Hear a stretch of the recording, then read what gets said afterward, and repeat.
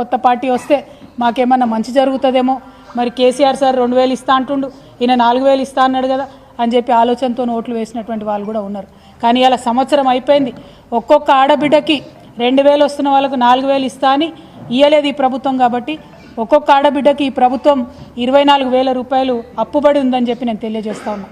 అట్లానే మరి 18 ఏళ్ళు నిండంగానే స్కూటీలు ఇస్తామని చెప్పి ఆడపిల్లలకి, మరి ఈ సంవత్సరంలో 18 ఏళ్ళు నిండిన వాళ్ళందరికీ కూడా మరి స్కూటీ ఇస్తారా ఇయ్యరా ఏం సంగతి అన్నది కూడా ముఖ్యమంత్రి గారు మా ఆడపిల్లలకు చెప్పాలి. మరి వచ్చే సంవత్సరం 18 ఏళ్ళు అయ్యేటోళ్ళకన్నా ఇంకా 5 రోజులు అయితే కొత్త సంవత్సరం వస్తుంది.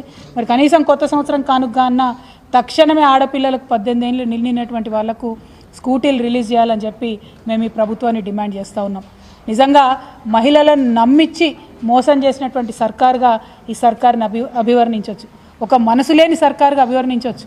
ఎందుకంటే కేసీఆర్ గారు ఒక ఆలోచనతోని కేసీఆర్ కిట్ అనేటటువంటి కార్యక్రమం పెట్టి మరి 12,000 రూపాయలు మగపిల్లగాడు పుడితే 13,000 రూపాయలు ఆడపిల్ల పుడితే కార్యక్రమాన్ని పెట్టడం జరిగింది. ఇవాళ కేసీఆర్ కిట్లు కనబడతలేవు. సరే ఫోటో మార్చుకోండి, పేరు మార్చుకోండి, కనీసం కిట్లన్నా ఆడబిడ్డలకు ఇవ్వాల్సిందిగా మేము డిమాండ్ చేస్తూ ఉన్నాం.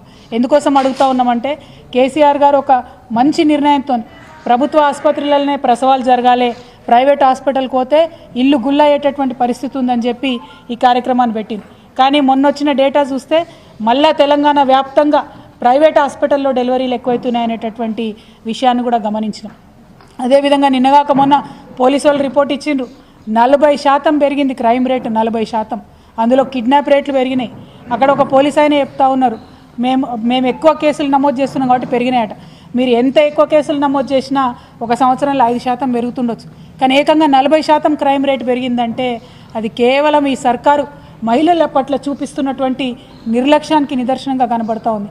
ఇవాళ మహిళా భద్రత మీద మీకు సోయలేదు, మహిళలకు ఇవ్వాల్సిన పథకాల మీద మీకు సోయలేదు, ఏ అంశంలో కూడా మీరు పట్టనట్టుగా ఉంటున్నారు.